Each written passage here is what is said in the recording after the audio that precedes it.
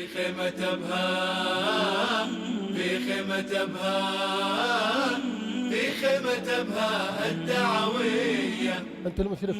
أهلا والأنوار بهية، أهلا والأزهار ندية، أهلا والأنوار بهية، أهلا والأزهار ندية، أهلا بقلوب جاءتنا في خيمة. الحمد لله، الحمد لله سابق النعمة على كل أحد، يخلق الخلق وما شاء قصد، كل شيء حده باق وما للفضل منه أي حد. جل ربي واحد، جل ربي ما سواه كل شيء مسترد. لا تعد الزاد يا ابن الطين لليوم، أعد الزاد يا ابن الطين والترب لغد. سوف يأتي اليوم كل راحل، سوف يأتي وإلى الله المرد. سوف يأتي اليوم فيه تسمع الكون ينادي قل هو الله أحد. أشهد أن لا إله إلا الله وحده لا شريك له، شهادة عبده وابن عبده وابن أمته، ومن لا غنى به طرفة عين عن رحمته. وأشهد أن محمد بن عبد الله عبد الله ورسوله صلى الله عليه. يا من ذرفت من العينين أدمعها، والنفس ذائبة شوقا لمرآنا، مشاعري عجزت عن وصف لهفتها، إليكم ولهيب الشوق أظنانا. فصلى الله عليه وعلى آله وصحبه والتابعين لهم بإحسان إلى يوم الدين. أحييكم بتحية الإسلام، فالسلام عليكم ورحمة الله وبركاته. أسأل الله بمنه وكرمه أن يمن علينا في هذه البلاد الكريمة، يمن علينا الأمن والإيمان، ويجعل هذا البلد آمنا مطمئنا.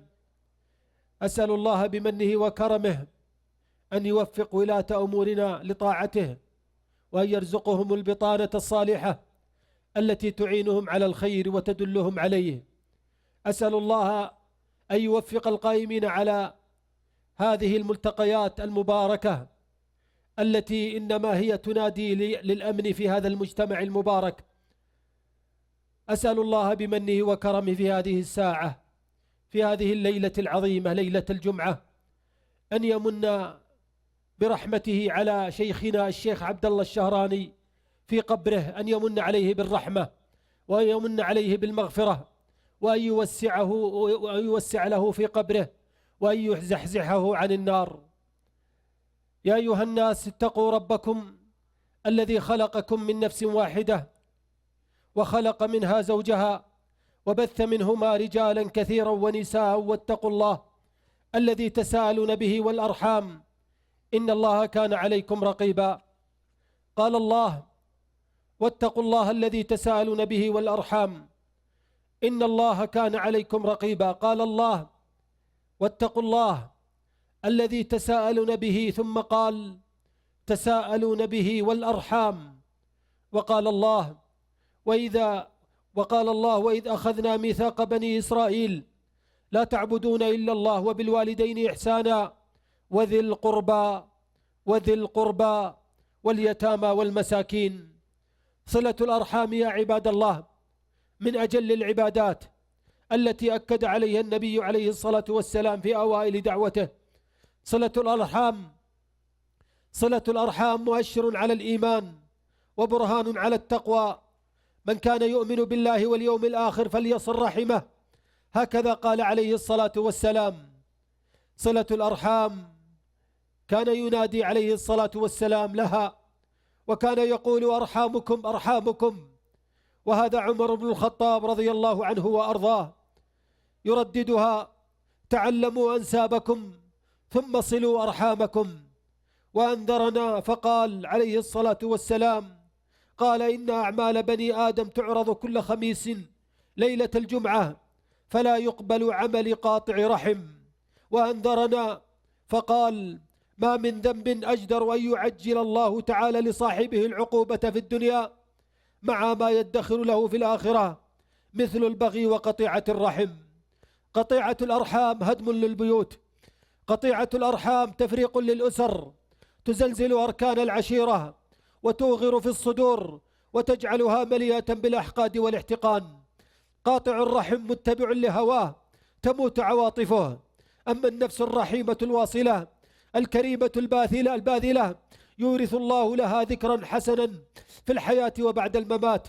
الألسن تلهج بالثناء والأيدي تمتد بالدعاء، تعيش بين الناس بذكرها وذكراها أمدا طويلا، يبارك لها في الحياة فتكون حافلة بجليل الأعمال وجميل الفعال.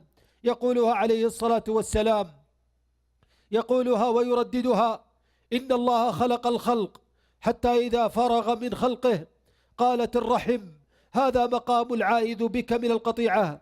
قال: نعم، أما ترضين أن أصل من وصلك وأقطع من قطعك؟ قالت: بلى يا رب. قال: فهو لك.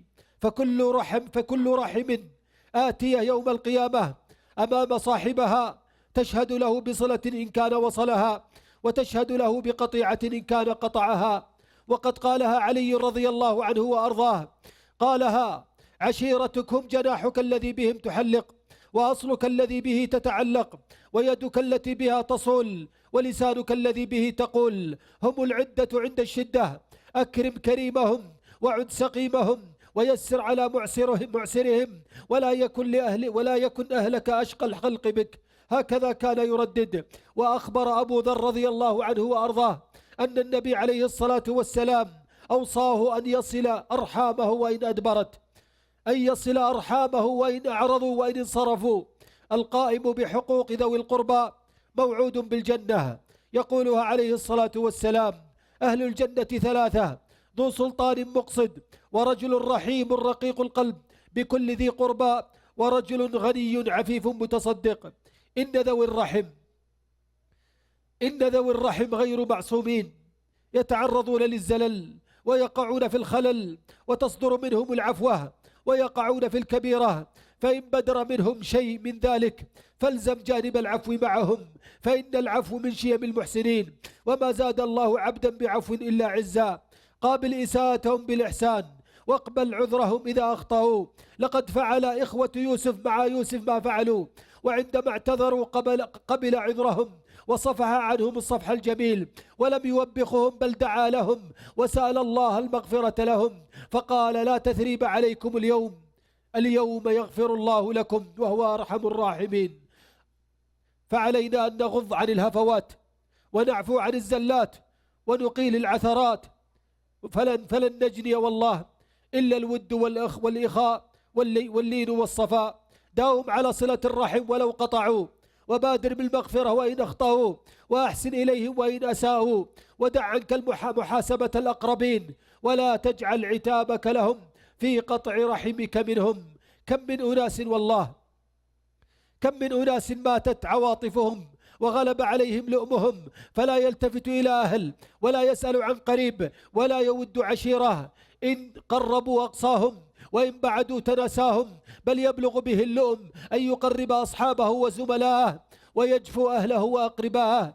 يحسن للأبعدين ويتنكر للأقربين. بطون ذوي رحمه جائعة، وأمواله على الأصدقاء والأصحاب ضائعة. تراه يحاسب لهفوة صغيرة، ويقطع رحمه لزلة عابرة، إما بسبب كلمة سمعها، أو وشاية صدقها، أو حركة أساء تفسيرها. يتضايق الأخ من أخيه إذا لم يقدم مع زيارته في بيته الجديد إعانة تليق به، وهو لا يدري عن ظروف أخيه، ولم يفكر يوما في الوقوف مع ديونه وهمومه.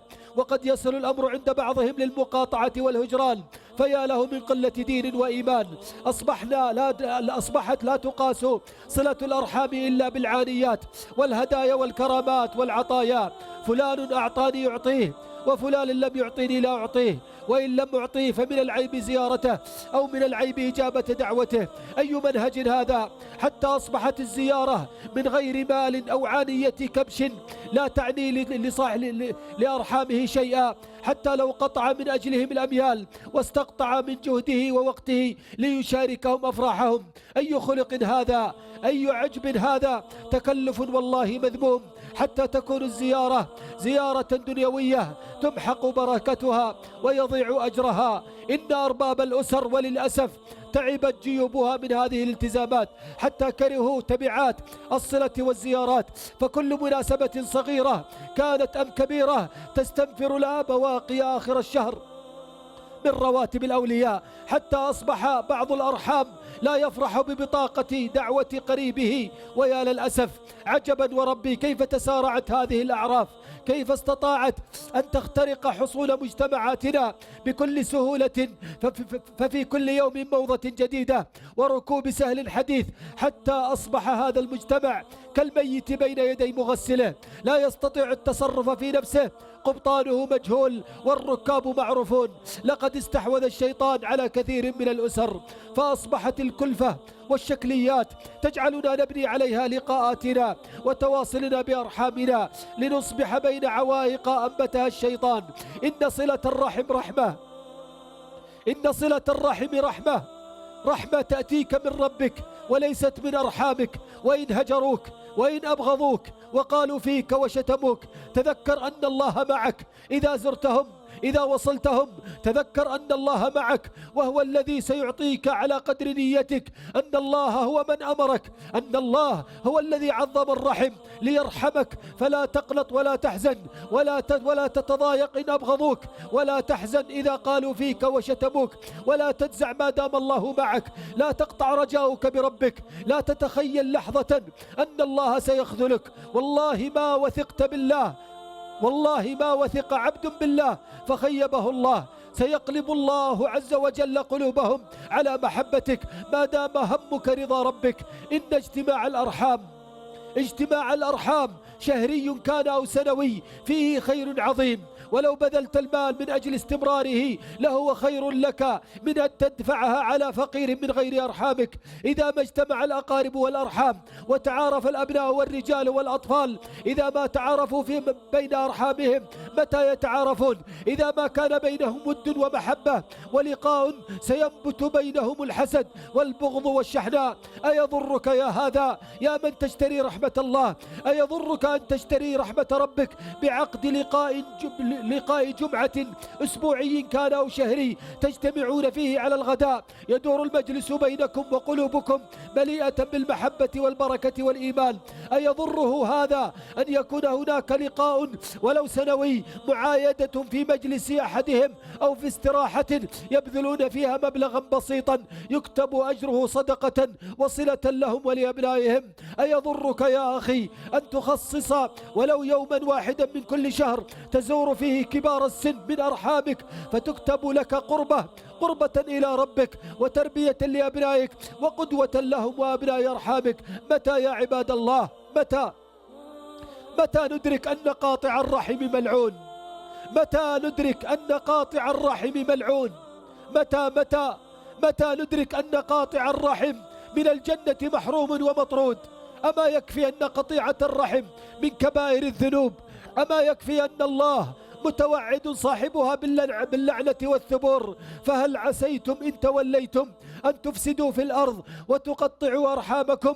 أولئك الذين لعنهم الله، هكذا يقول الله، أولئك الذين لعنهم الله فأصمهم وأعمى أبصارهم، يستحقون اللعنة، تحل بهم النقمة، تزول عنهم النعمة، بل حتى الجنة التي يبلغ ريحها 500 عام لا يجد ريحها عاق ولا قاطع رحم. أما قالها عليه الصلاة والسلام: لا يدخل الجنة قاطع رحم. والله لو أن ملك الموت دخل علينا في هذا المخيم ووقف عند رأسك فقال قبل أن يقبض روحك، قال: أشترط عليك حتى لا أقبض هذه الروح أن تذهب لابن عمك الذي هجرته وقطعته والذي سب عرضك وشتمك وسبك، فإن ذهبت إليه وسامحته وقبلت رأسه مد الله في أجلك وعمرك، مد الله في أجلك 20 عاما أو قال 10 أعوام وبسط لك في رزقك. فهل ستفعلها؟ والله ستفعلها، والله ستذهب إليه دون تردد.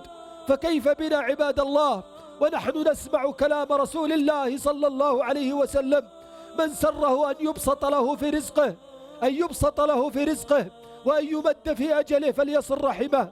يقول الشيخ بن جبريل رحمه الله، يقول في هذا الحديث، يقول هذا دليل على أن من قطع رحمه قطعه الله في أجله وفي رزقه، ولا حول ولا قوة إلا بالله. الله الله في رحمة الله تأتيك من بوابة الأرحام. الله الله في زمان كثر فيه التقصير في حق الأرحام.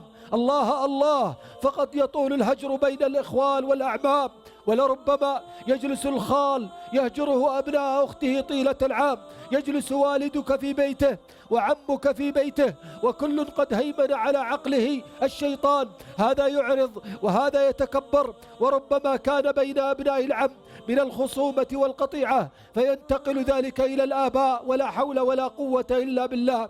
تخيلها يا عبد الله، تخيلها يا عبد الله، والله موقف أليم، موقف كبير عند الله، موقف أليم مظلم عند الله، حين يقف والدك أمام أخيه أو أبناء أخيه في المحكمة، كل يجلد الآخر بسياط السب والكلام البذيء. يقول لي أحد القضاة، يقول والله لم أتحمل هذه الوظيفة، لم أتحمل أن أكون قاضي بين أبناء عمومة يتهارشون ويتخاصمون في المحكمة. يقول وأنا أسمع أولئك الأبناء بعد أن توفى والدهم يخاصمون عمهم على الميراث، فتجد هذا الولد يرفع صوته على عمه فيسبه، والآخر يكذبه ويسكته، ولا تسمع إلا بكاء هذا الشيبة المسن الذي لا يملك إلا البكاء والدعاء. يوم مظلم والله، يوم مظلم والله، يوم قطعت الأرحام، يوم تمحق بركته ولا تنزل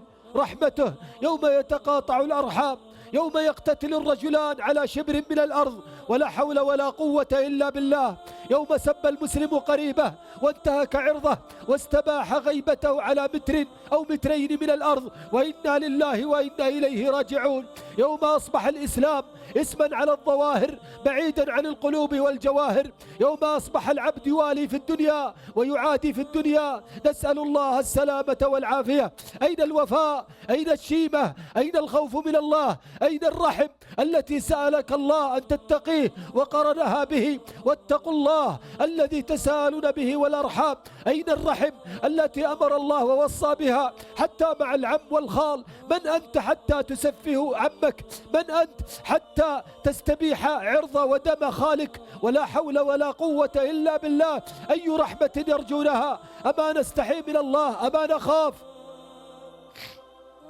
أما نستحي من الله؟ أما نخاف؟ عمك وخالك حتى لو كان فظا غليظا عاصيا، الله أمرك بالإحسان، الله أمرك بوصله. أنسيت أن عمك ريحة والدك؟ أنسيت أن خالك ريحة أمك؟ أنسيت أن عمك شيء من والدك؟ تسب عمك يعني سببت والدك، رفعت صوتك على خالك يعني أنك أسأت إلى أمك.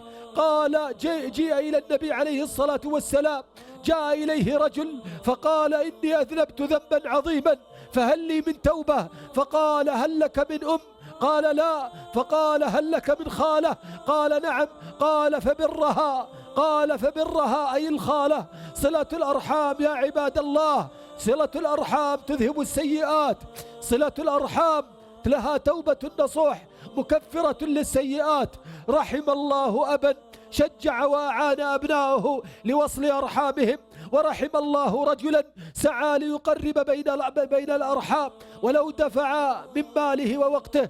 كم من رجل أحسن إلى أرحامه فرفع الله تعالى ذكره وأعلى شأنه، وكم من فقير أغناه الله تعالى بسبب قيامه على أقاربه وأرحامه. وهذه الرحم للقرابات، وهذه الرحم للقرابات، فكيف برحم الإخوة والأخوات الذين نسمع العجب العجاب مما نسمعه ونراه في هذا الزمان؟ الإخوة والأخوات التي هي من أقرب القرابات، وهم أولى الناس بالصلة بعد الآباء والأمهات، ولا يحجبهم في الميراث إلا الآباء والأبناء. والأخوات بعد الإخوة أضعف من الإخوة، لأن الذكر أقوى من الأنثى، فكان لهن من الحقوق على إخوانهن ما يقوي ضعفهن ويزيل عجزهن ويوفر الرعاية والحماية لهن، سواء كنا أخوات شقيقات أم أخوات لأب أم أخوات لأم، فلكل واحدة منهن حقوق على أخيها. والأصل أن الأخت تحب أخاها وتعتز به وتحس بالأمن معه، ترفع به رأسها وتقوي به ركنها، تفرح لفرحه وتحزن لمصابه وتبكي لفراقه. ومن قرأ رثاء الخنساء رضي الله عنها لأخيها صخر بأن له منزلة الأخ في قلب أخته، وقد تقدم الأخت أخاها في حال الخطر على زوجها وولدها من شدة محبتها له ووجدها عليه ووفائها لعهده وحفظها لعشيرته وعدم نسيانها لطفولته. كما ذكر أهل السير أن الحجاج قال لامرأة أسر في بعض حروبه زوجها وابنها وأخاها، فقال لها وقد أسر زوجها وأسر ابنها وأخاها، قال لها اختاري واحدا منهم، فقالت الزوج موجود والابن مولود والأخ مفقود، اختار الأخ. فقال الحجاج عفوت عن جماعتهم لحسن كلامها، ولو لم يكن بين الأخ وأخته من رباط إلا أنهما من صلب واحد أو حواهما رحم واحد أو رضعا من ثدي واحد لكان ذلك حقيقا بحفظ حقها ووفور مودتها ورسيخ مكانتها. فكيف بحفظ حقها؟ كيف إذا اجتمع ذلك كله وأغلب الإخوان والأخوات عاشوا طفولة واحدة، كانوا تحت سقف واحد، اشتركوا في الطعام والشراب، تقاسموا الأفراح والأحزان. وإذا انتقلت ولاية الأخت إلى أخيها بوفاة والدها أو عجزه، وجب على الأخ أن يحسن إلى أخته. اسمع يا أخي، وجب على الأخ أن يحسن إلى أخته ويتفانى في خدمتها ويوفر احتياجاتها، وأن يكون لها كأبيها كما فعل جابر بن عبد الله رضي الله عنهما، كما فعل مع أخواته لما استشهد أبوه في أحد وخلفهن وكنا 6 أخوات. فتزوج جابر رضي الله عنه، تزوج امرأة تقوم عليهن وضحى برغبته لأجلهن. فقال له عليه الصلاة والسلام، قال يا جابر تزوجت بكرا أم ثيبا؟ فقال بل ثيبا. فقال يا جابر أفلا جارية تلاعبها وتلاعبك؟ قال يا رسول الله إن لي أخوات فأحببت أن أتزوج امرأة تجمعهن وتمشطهن وتقوم عليهن، فآثر على نفسه من أجل أخواته. إن إعالة الأخ لأخواته من أعظم صلة الأرحام، كإعالته لبناته في الثواب واستحقاق الجنة، كما في الحديث عن رسول الله صلى الله عليه وسلم لا يكون لأحد 3 بنات أو 3 أخوات أو بنتان أو أختان فيتقي الله فيهن ويحسن إليهن إلا دخل الجنة. ولذلك دعا الإسلام إلى الدفاع عن الأخت وصيانة حقوقها إذا ما أراد زوجها أن يظلمها أو يهينها، فإذا رجعت مطلقة إلى بيت أخيها فعليه أن يكرمها ولا يجبرها على الرجوع إلى زوجها. إننا نجد والله في هذا الزمان إذا وجدت الأخت من أخيها، إذا وجدت الأخت المرأة وجدت من زوجها ظلما ووجدت منه ضربا ووجدت منه تسفيها وذهبت إلى بيت أخيها أو ذهب بها هو ورماها في بيت أخيها، أصبح الإخوة يحاولون إقناعها حتى ليس خوفا عليها، إنما لأنهم لا يريدونها أن تبقى من غير زوج، حتى ولو كان الزوج يقتر عليها، حتى ولو كان الزوج يظلمها، لا يقفون ولا يسألون حتى عن الأسباب ولا يتحدثون حتى مع الزوج، ولا حول ولا قوة إلا بالله. فعليه أن لا يجبرها على الرجوع إلى زوجها إلا راضية راغبة معززة مكرمة مع نصحها والقيام على شؤونها وقصد الخير لها ومحاولة الصلح بينها وبين زوجها. ومن إحسان الأخ إلى أخواته أن يحفظ حقهن من ميراث أبيه فلا يحتال لأخذه ولا يفرط في صرفه، ومنعهن حقهن في الميراث والله إنه من أفحش الظلم وأعظم الجرم لضعفهن عن أخذ حقهن، ولثقتهن بأخيهن، ولحاجتهن لميراث أبيهن. فكم رأينا والله في هذا الزمان من إخوة لم يبالوا بغضب الله، أساءوا معاملة الأخوات إساءة بالغة، فربما أكل أموالها وبخس حقوقها، وربما أهانها وقطع الصلة بها. يحرمون أخواتهم من الميراث ظلما وزورا وبهتانا، وهم يسمعون قول الله: فهل عسيتم إن توليتم أن تفسدوا في الأرض وتقطعوا أرحامكم. ويسمعون تحذيره عليه الصلاة والسلام: من اقتطع حق امرئ مسلم بيمينه فقد أوجب الله له النار وحرم عليه الجنة.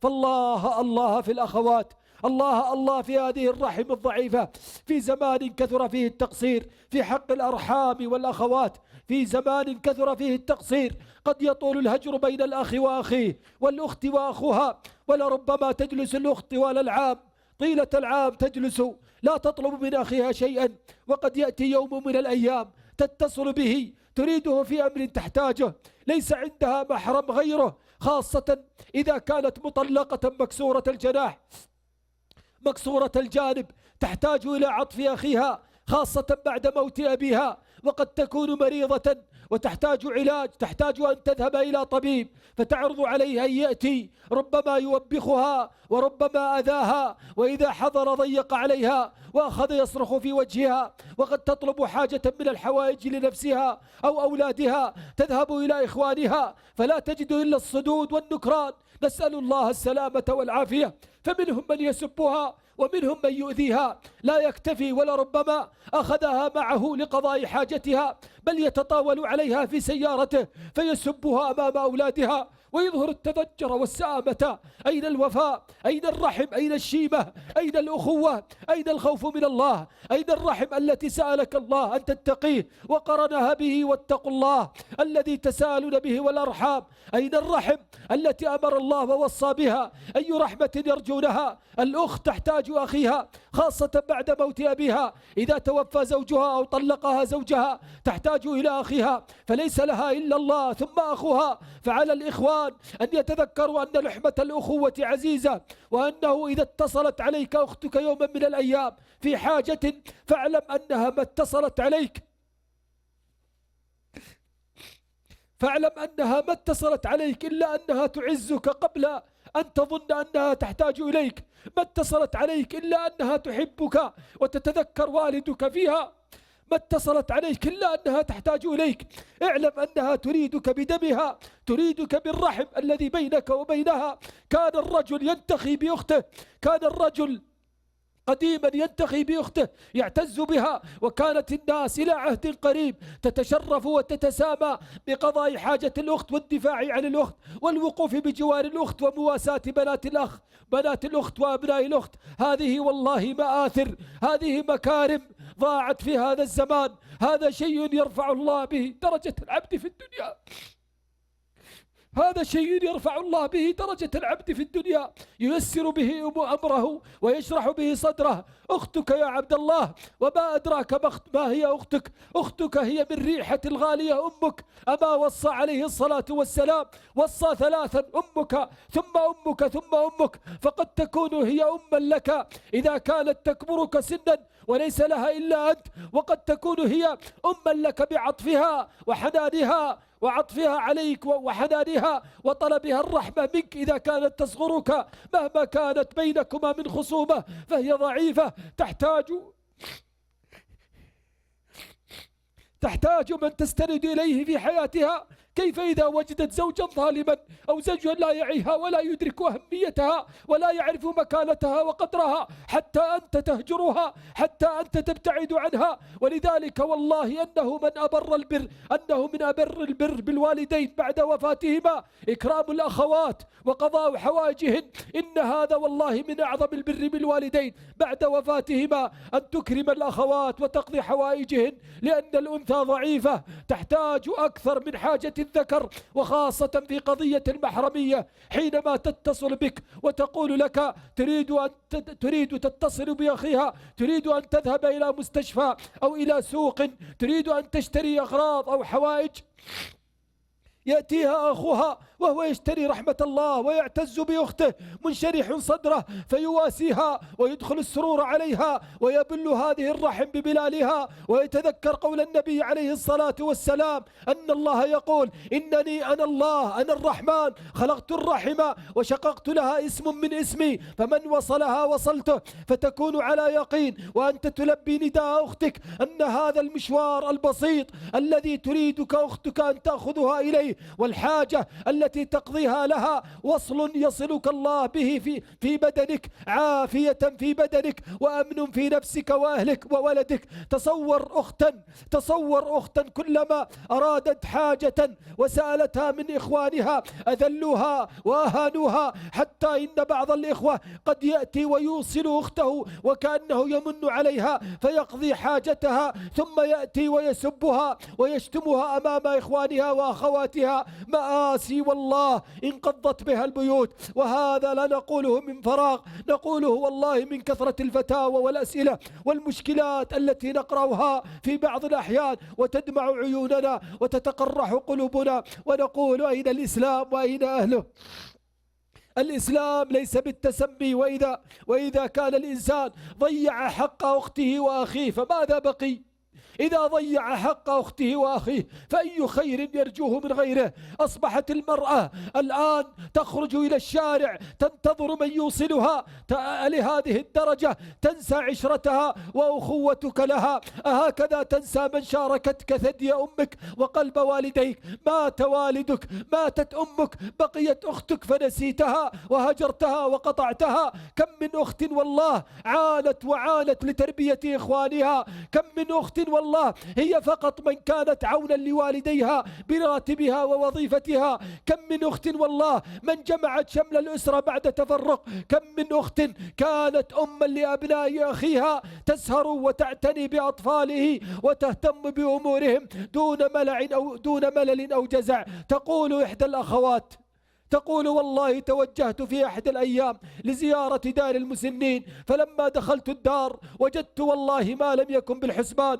وجدت العديد من النساء والأعداد في ازدياد، وجدت هذه تعاني هجر أبنائها، وهذه أرملة تشتكي معاناتها مع أرحامها وأخوتها، وهذه أخت لإخوة تبرأوا منها ورموها في الدار. تقول والله شدتني هذه المرأة التي جالسة تسبح بسبحتها لوحدها، جالسة في زاوية تسبح بسبحتها لوحدها. تقول الأخت المختصة تقول اقتربت منها وأخذني الفضول لمعرفة سبب دخولها الدار. قلت لها هنيئا لك أختاه، هنيئا لك بلسان رطب بذكر الله، هل أنت أم مهجورة؟ فسكتت وقالت ليتني تزوجت وأنجبت لجعلتهم صالحين، لكن للأسف لم أتزوج ولم أنجب ولم أصنع لنفسي حياة، بل انشغلت لصناعة حياتهم. قلت من تقصدين؟ فقالت إخواني الذين رموني في هذه الدار 5 سنوات ولم أرى منهم أحد، والسبب؟ فقالت لما توفي والدي بقيت مع أمي حتى مرضت وماتت، ثم بقيت برعاية إخوتي وهم أصغر مني سنا، أحدهم تخرج من الثانوية ثم سافر يدرس للخارج ولا يزال وحاله تغيرت وأصبح لا يرد علينا، والآخر بقيت معه أسهر على راحته وأتابع همومه ومشاكله حتى وقع تحت وطأة المخدرات والإدمان، فأصبحت معه في هم وغم لا أفارقه. يتقدم إلي الخطاب وأرفضهم خوفا عليه وحرصا ألا يضيع، أسهر في كل ليلة على عتبة الباب أنتظر وهو لا يأتي إلا متأخرا ولا يبالي إلا بشهوته، حتى قبض عليه وأدخل السجن بسبب دين مالي. فاقترضت وأنا أعمل معلمة، اقترضت من البنك مبلغا لأسدد دينه، فلما خرج خفت عليه ليعود للفساد فخطبت له وزوجته. تمر الأيام حتى بدأت زوجته تقسو علي وتعيرني وتسبني وتطردني لأنام في غرفة بالسطح، فلما بلغت أخي قال لي بكل برود ماذا تريدين أن أفعل؟ هل تريدين أن أهجر زوجتي أو أطلقها؟ هل تريدين أن أهدم بيتي، فقلت له أرجوك أنت ترى كيف تقسو علي، كيف تقسو زوجتك علي. تمر الشهور وقسوة زوجته لا تزال، حتى أحضرتني، وقد كان أخي في العمل، أحضرتني هذه الزوجة مع سيارة الأجرة لهذه الدار دون علمه، وكلما اتصلت به صد عني وأقفل السماعة في وجهي. 3 سنوات وأنا على هذا الحال، وحسبنا الله ونعم الوكيل، حسبنا الله ونعم الوكيل. تمتمت آهات وآهات وآهات. أواه يا أختاه من هذا العناء، أواه يا أختاه من هذا الشقاء، يا حسرتاه على من لم يعظم الله ومن لم يبالي بغضب الله. والله إن ضيعت رحمك بأختك لتسألن أمام الله وتحاسب أمام الله حسابا عسيرا. أما يخاف هذا من دعوة المظلوم؟ هذه نعمة أكرمك الله بها، أنعم الله عليك بنعمة الصحة، بنعمة الفراغ، بنعمة السيارة. ما الذي يمنعك أن تبارك مالك وأهلك وولدك وسيارتك وتقف مع أختك؟ لا تعلم والله مقدار البسمة ما موقعها في قلب أختك إذا دخلت عليها البيت وتبسمت لها ولأولادها، ولا تعلم مقدار الحنان إذا وضعت يدك على رأس ابنها وابنتها أو ضممت ابنها وابنتها إلى صدرك. لا تعلم والله ما الذي تفعله فيها. مكارم ومآثر. سئل عليه الصلاة والسلام عن أكثر ما يدخل الناس الجنة، قال تقوى الله وحسن الخلق، وأولى الناس بحسن الخلق أقرب الناس منك، وأولى الناس بحسن الخلق هم رحمك. لذلك قال عليه الصلاة والسلام خيركم خيركم لأهله، فجعل الخيرية ومكارم الأخلاق لأقرب الناس. وكم من أخ أحسن إلى أخواته فرفع الله تعالى ذكره وأعلى شأنه، وكم من فقير أغناه الله تعالى بسبب قيامه على أخواته بعد أبيهن وإعالته لهن وإحسانه إليهن. ورحم الله زوجا أعان زوجته على صلة أخواتها وأمرها بذلك ولم يمنعها منهن. ورحم الله زوجة أعانت زوجها على صلته وتواصله بأخواته. كثير من الناس ينسون أخواتهم بعد زواجهن فلا يصلونهن في بيوت أزواجهن، وسبب ذلك أنهم يرون أخواتهن أثناء زيارتهن لوالديهم فيغفلون عن عظيم أثر تلك الصلة، وهذا تقصير كبير والله. وإكرام الأخ زوج أخته هو إكرام لها، لأن زوجها سيكرمها بسبب إكرام أخيها له، وهذه من المآثر التي ضاعت في هذا الزمان. فإذا كانت أختك في بلد غير بلدك فلا أقل من أن تتعاهدها بالمهاتفة بين حين وآخر، وأن تشد الرحال لزيارتها وتحتسب الخطى لله عز وجل، فستجد من الله الرحمة بهذه الصلة. من الإحسان إلى الأخت بعد موتها تفقد ولدها وزوجها والدعاء لها وإبراء ذمتها مما عليها من الحقوق. لما روى ابن عباس رضي الله عنهما قال جاءت امرأة إلى النبي عليه الصلاة والسلام فقالت يا رسول الله إن أختي ماتت وعليها صيام شهرين متتابعين. قال أرأيت لو كان على أختك دين أكنت تقضينه؟ قالت بلى. قال فحق الله أحق. قال فحق الله أحق. ألا فاتقوا الله ربكم واعرفوا أحبتي في الله حقوق أخواتكم عليكم وصلوهن بما تستطيعون من أنواع الصلة، فإن في الصلة بسطا في الرزق وطولا في العمر مع ما فيها من أجر عظيم في الآخرة، ولا يحرم فضل ذلك إلا محروم. حذاري رحمكم الله من التساهل مع أحق الناس بحسن صحبتكم. لقد قال علي بن الحسين رضي الله عنه، قال علي بن الحسين رضي الله عنه يا بني لا تصحبن قاطع رحم فإني رأيته ملعونا في كتاب الله. يا بني لا تصحبن قاطع رحم فإني رأيته ملعونا في كتاب الله في 3 مواضع. ومن لم يصلح لأهله لم يصلح لك، ومن لم يذب عنهم لم يذب عنك. فأحبتي في الله الله بهذه الرحمة كيف تريد أن يرفع عملك في كل يوم اثنين وخميس وقد هجرتهم؟ والله لو صليت ولو صمت ولو عملت الأفعال الجليلة لن يرفع عملك إذا كان هناك من أرحامك من قطعته، حتى لو كنت تذهب إليه وهو يقطعك وينصرف عنك، إنما أنت تذهب إلى الله، وإنما تحيي القربى إلى الله، وإنما تتقرب إلى الله برحمك. فالله الله، انظر في أقاربك، هل قمت بما يجب لهم عليك من صلة؟ هل ألنت لهم الجانب؟ هل أطلقت الوجه لهم؟ هل شرحت الصدور عند لقائهم؟ هل قمت بما يجب لهم من محبة وتكريم واحترام؟ هل زرتوهم في صحتهم توددا؟ هل عدتوهم في مرضهم احتفاء وسؤالا؟ هل بذلتم لهم ما يجب من بذل من نفقة وسداد حاجة؟ توبوا إلى ربكم أيها المؤمنون لعلكم ترحمون. استقبلوا أيامكم صباحكم ومساءكم بتوبة نصوح، واعزموا على التوبة الصادقة، وقولوا ربنا أسرفنا، قولوا ربنا ظلمنا أنفسنا، وإن لم تغفر لنا وترحمنا لنكونن من الخاسرين. قولوا ربنا ظلمنا أنفسنا فاغفر لنا وتب علينا إنك أنت التواب الرحيم. تقربوا إلى الله أحبتي في الله بكل أنفاسكم وخطواتكم، إنك ميت وإنهم ميتون، الموتى بالآلاف، قبورنا تبنى ونحن ما تبنى، حتى عن قطيعة الأرحام لا زال البعض يتردد، والشيطان هيمن عليه ويتردد في رحمة الله عز وجل في تلك البوابة، بوابة الأرحام التي هي رحمة من الله عز وجل لك ولبيتك وذريتك. الرحمة تأتيك أيضا وأنت ترى هذه المخيمات الدعوية التي يبذل الإخوة فيها ما يبذلون من جهد ومجاهدة وجهاد. فالله الله بالوقوف معهم بالدعم المادي الذي ينفعك أنت أولا في حياتك وفي مماتك، ينفعك في قبرك، ينفع أبنائك. تدفع هذه الصدقة وأنت لا تدري ماذا تفعل هذه الصدقة، والله ستفعل فعلها فيك في حياتك، في بيتك، مع زوجك، مع أبنائك، ستفعل فعلها فيك. نور في وجهك إذا غسلوك، ونور في قبرك إذا أودعوك. ريال أو ريالين أو 10 أو 100 أو 1000، كلها لها وزنها عند الله عز وجل. هي المزرعة لك في الحياة التي تجريها بعد الممات. فالله الله أحبتي في الله، اللهم اجعلنا ممن عمل عملا صالحا تقبله.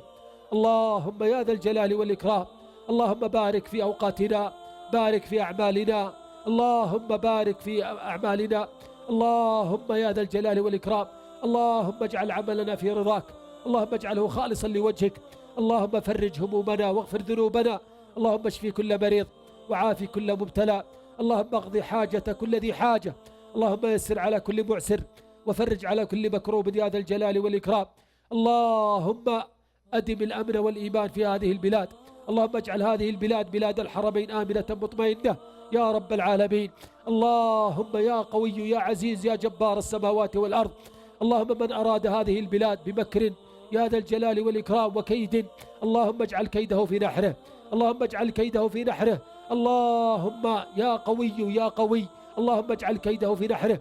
اللهم انصر إخواننا الذين يجاهدون في الحدود، اللهم اقبل شهداءنا، اللهم اقبل شهداءنا، اللهم اقبل شهداءنا، اللهم يا أرحم الراحمين، اللهم يا أرحم الراحمين، اللهم اربط على قلوبهم، اللهم اربط على قلوبهم، اللهم سدد رميهم، اللهم انصرهم على من عادانا وعداهم يا ذا الجلال والإكرام. اللهم لا إله إلا أنت، نسألك الرحمة في هذه الساعة، اللهم اجعلها ساعة رحمة وارحمنا بها، واجعلنا ممن تصيبهم برحمتك، واجعلنا ممن تكتبهم برحمتك، واجعلنا يا ذا الجلال والإكرام ممن تقول لهم قوموا مغفورا لكم قد بدلت سيئاتكم حسنات. وأصلي وأسلم على أشرف خلقه محمد وعلى آله وصحبه أجمعين، والسلام عليكم ورحمة الله وبركاته. في خيمة أبها، في خيمة أبها، في خيمة أبها الدعوية. أهلا والأنوار بهية، أهلا والأزهار ندية، أهلا والأنوار بهية، أهلا والأزهار